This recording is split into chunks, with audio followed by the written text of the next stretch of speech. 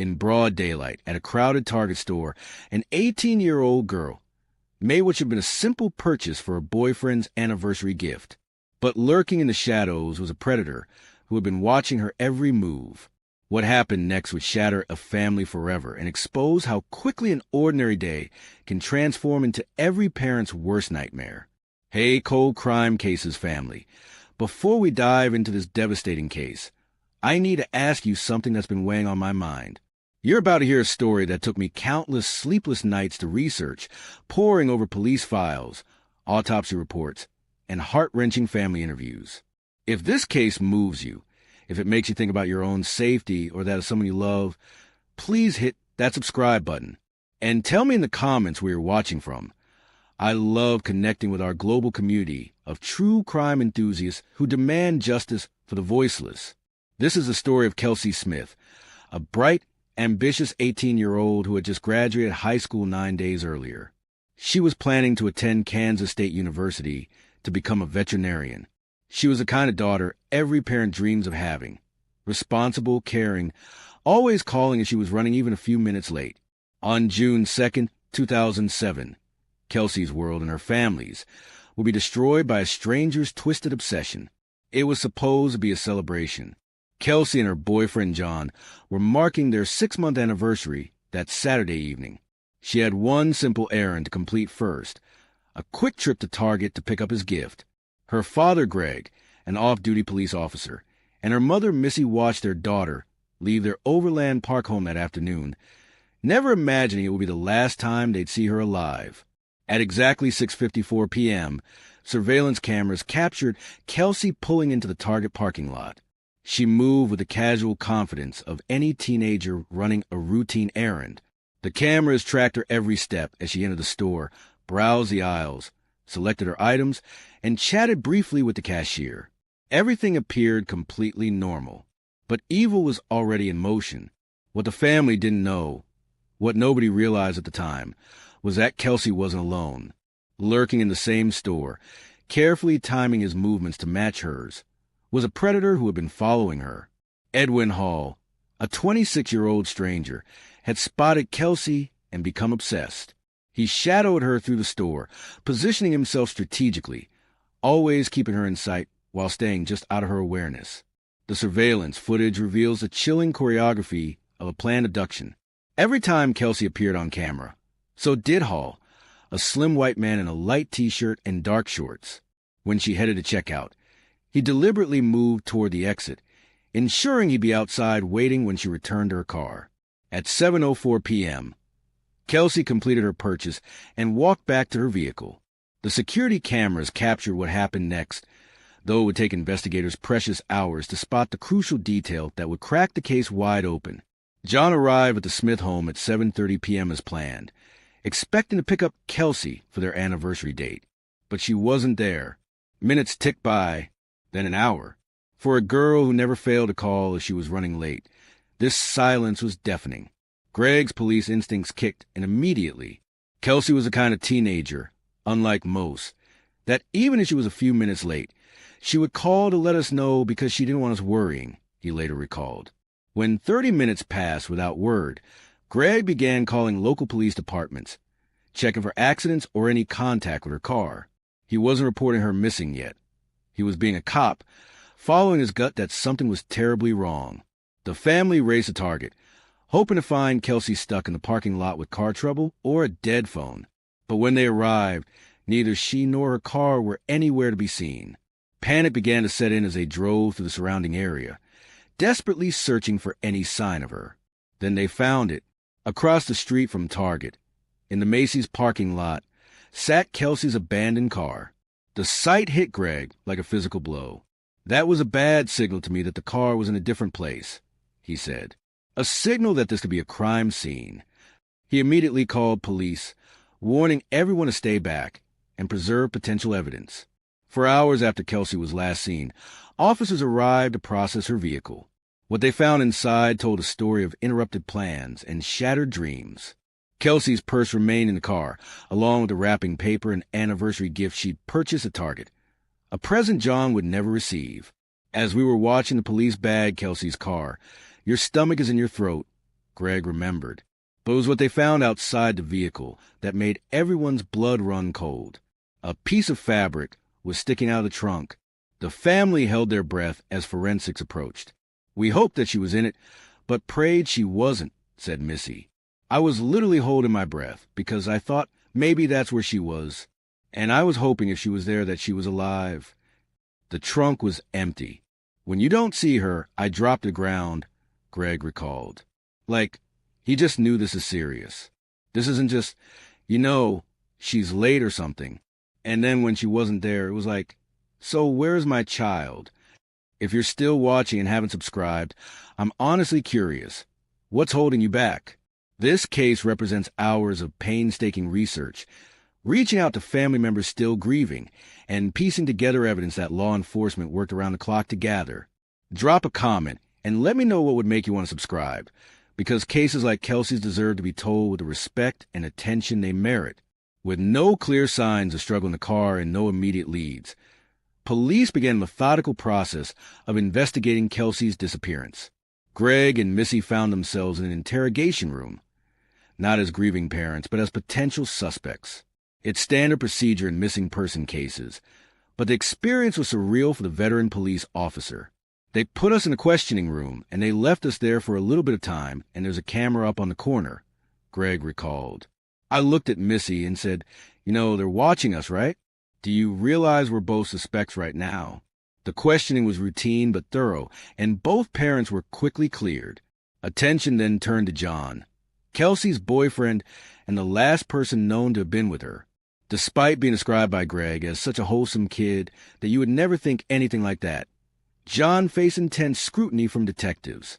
They asked the same questions repeatedly, watching for inconsistencies or signs of deception. But John's story never wavered, and his genuine confusion and distress became apparent to investigators. 8 hours into the investigation, police still had no concrete leads.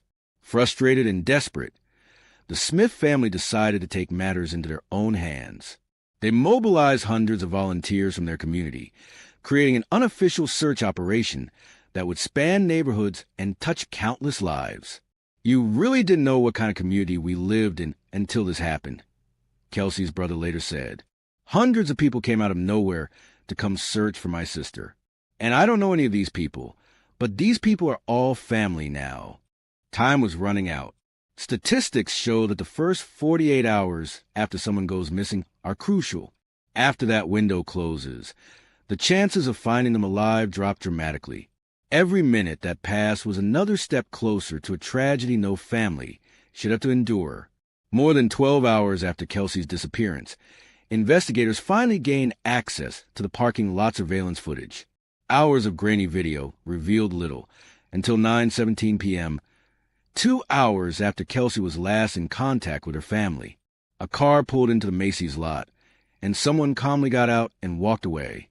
The image was too poor to identify the person, but confirmed that someone had deliberately placed Kelsey's car in that location. A glimmer of hope appeared when security cameras at a nearby restaurant captured footage of a girl matching Kelsey's description. The family rushed to examine the video, hearts racing as they saw her sitting with her back to the camera. Could it really be their missing daughter? You hope it is because you're hoping for any glimpse or any glimmer of hope for your child, they later said. But it wasn't her. Another dead end in a case that seemed to offer nothing but false leads and mounting desperation. These cases remind us how dangerous the world can be. That's why I created a survival guide that shows you real safety strategies drawn from true crime stories. My book, True Crime Survival Guide, How to Stay Safe in a Dangerous World, isn't just another true crime book. It's a practical manual that could save your life or the life of someone you love. The link is waiting for you in the description and pinned comment. Don't wait until it's too late. Police pinned their hopes on Target's extensive surveillance system. The store was monitored by dozens of cameras that should have captured Kelsey's entire visit. If she had really been there, the footage would prove it. What they found exceeded their expectations. At 6:54 p.m., the cameras picked up Kelsey pulling into the parking lot. They tracked her route as she got out of her car and walked toward the store entrance. Multiple angles captured her casual stroll through Target's aisles, her brief interaction with the cashier, and her return to the parking lot. She appeared completely relaxed, showing no signs of distress or awareness that she was being watched. Only 10 minutes after arriving, Kelsey returned to her car and drove away. To investigators reviewing the footage for the first time, it looked like nothing more than a routine shopping trip. But they were missing a crucial detail that would change everything. The following day, 24 hours after Kelsey went missing, 10 officers gathered at police headquarters to review the surveillance footage with fresh eyes. They watched the same sequences repeatedly, looking for anything they might have missed. Then someone spotted it. As Kelsey walked around her car and opened the driver's door, there was a brief, barely noticeable movement. Just before she settled into her seat, someone darted behind the vehicle from the left side. After a pause of 12 to 15 seconds, the car backed out and drove away. "I think for a moment you probably could have heard a pin drop in that room," one officer recalled. "Everybody stopped what they were doing. Oh my God, did you see that?" We stood there in silence, we looked at each other and said, "It's kidnapping." The devastating realization hit the investigative team like a physical blow. This wasn't a runaway teenager or a voluntary disappearance. Kelsey Smith had been abducted by force, taken from a busy parking lot in broad daylight, while dozens of shoppers went about their business just yards away. Now came the heartbreaking task of telling her family. Greg and Missy Smith learned that their worst fears had been confirmed. Their daughter had been kidnapped. That feeling of powerlessness comes back, and it's like, can't do anything to help her, Greg said. The knowledge that Kelsey had been taken by force transformed their desperate hope into something much darker. If someone had taken her, what were they planning to do with her? Armed with the knowledge that they were looking for an abductor, investigators returned to the footage with new focus. This time, they weren't just watching Kelsey. They were looking for her stalker. And there he was, clear as day once they knew what to look for. Each time Kelsey appeared on camera, a young man in a light t-shirt and dark shorts appeared as well. He maintained careful distance, following her movements through the store. When she approached the checkout counter, he moved deliberately toward the exit, timing his departure to ensure he'd be waiting outside when she returned to her car. The cameras at Target's exit provided the breakthrough investigators needed. A downward-facing camera in the short hallway between the doors captured the suspect's face in sharp detail. For the first time, they had a clear image of Kelsey's abductor. About 25 hours after Kelsey disappeared, law enforcement released the suspect's photo to the media. The man they were seeking was described as a slim white male with short-cropped hair. The public response was immediate and overwhelming. Too overwhelming. The police department received roughly 2,000 possible leads. Following up on all of them would take at least 2 weeks, time they simply didn't have. Instead, investigators turned their attention back to the surveillance footage, hoping to extract more information from the limited evidence they possessed. The video clearly showed the suspect forcing Kelsey into her own vehicle. Another clip captured her car arriving at the Macy's parking lot at 9:17 p.m., where someone calmly exited and walked away. This gave detectives a new theory. Could the suspect have abandoned Kelsey's car temporarily, planning to return later for his own vehicle? Working backward from that 9:17 p.m. timestamp, investigators returned to the Target parking lot footage. At 9:22 p.m., they noticed a dark-colored pickup truck pulling out of the lot. If this vehicle belonged to the abductor, the cameras should have captured his arrival. Sure enough, just 1 minute after Kelsey arrived at Target, a dark blue pickup pulled into the parking lot. This provided police with another glimpse of the suspect's face. Blurry, but enough to confirm their description. A white male with short hair, wearing a white t-shirt, driving a blue pickup truck. 3.5 days after Kelsey Smith vanished, the breakthrough finally came. I answered the phone and spoke to an individual who told me, "I know who the guy is on the video," a detective recalled. The name that he gave me on the phone was Edwin Hall. Not ready to subscribe? That's okay, but at least tell me why in the comments. I want to learn from you. What would make you want to join our community of people seeking justice for victims like Kelsey? Your feedback helps me tell these stories better. Police received calls from 2 separate people who positively identified the man in the surveillance photos. One said he was a co-worker. The other claimed to be a friend. Both were absolutely certain The man was Edwin Hall, owner of a blue pickup truck. But there was a problem. Having seen his face plastered across every local newspaper, Edwin was likely preparing to run. When officers arrived at his home, they found him and a woman later identified as his wife loading a vehicle with boxes and bags, apparently getting ready to leave town.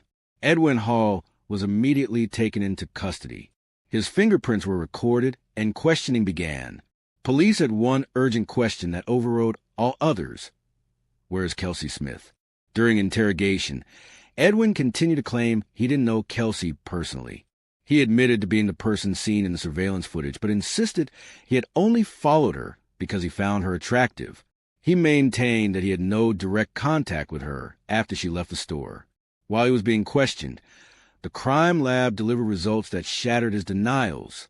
One of Edwin's fingerprints matched a print found on the seat belt in Kelsey's car. The evidence was irrefutable. He had been inside her vehicle. That proves he was there, investigators realized. The flash of the fuzzy person on the video we saw was him, and there's no denying it. Confronted with this physical evidence, Edwin could no longer maintain his lies. He admitted that he had been tracking Kelsey, waiting in the parking lot for her to exit the store. When she approached her car, he made his move. Armed with a handgun, he forced her to drive away with him. 2 hours later, Edwin returned alone and abandoned Kelsey's car in the Macy's parking lot. He then walked back to Target, got into his own truck, and drove home as if nothing had happened.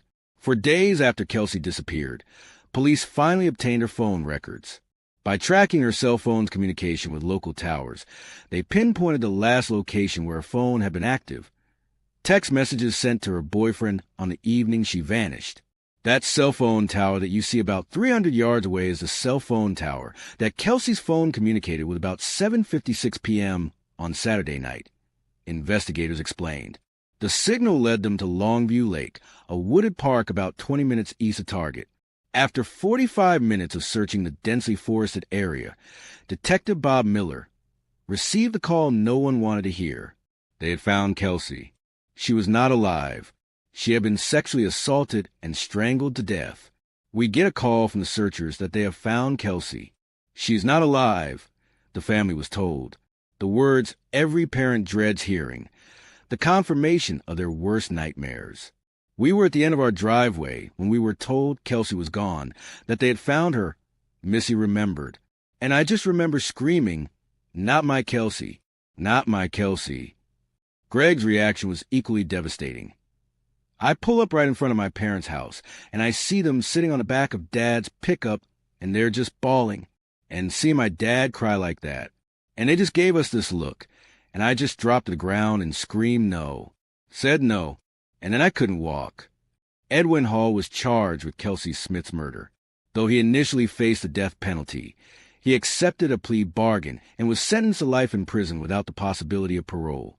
"Mr. Hall, to that charge, how do you plead?" the judge asked. "Guilty," Edwin replied. During questioning, investigators asked Edwin about other potential murders in the Midwest he might be responsible for. His response was chilling. "No, I'm not responsible for any. This is my first time killing someone." One detective's instinct told him it was a lie, but Edwin Hall has never been connected to any other crimes. The question of whether Kelsey was truly his first victim remains unanswered. Imagine if it was your daughter, your sister, or your friend. Would you want their story buried under the noise of everyday life, or told with the care and respect they deserve? Subscribing helps make sure no victim's story fades in forgotten headlines. It ensures that cases like Kelsey's continue to be investigated, discussed, and remembered. The key evidence that solved this case was surveillance footage, technology that ultimately helped catch the perpetrator, but tragically could not save an innocent young woman's life.